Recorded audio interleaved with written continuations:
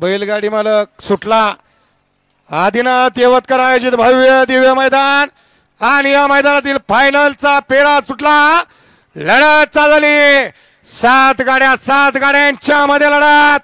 आदतचा रणसंग्राम आहे। कोण होणार 1 लाख रुपयाचा मानकरी? काही जणांचा होते काटा किर लढत झाली।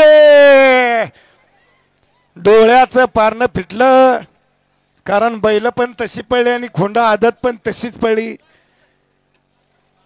धरा गाड्या धरा। सगळेच म्हणले कोण झाला 1 लाख रुपये प्रथम क्रमांकाचा मानकरी? पंचांचा निकाल अंतिम। पंच 5 मिनिटं वेळ लागू द्या। तळातनं निकाल बघा, व्यवस्थित बघा आणि मग निकाल द्या।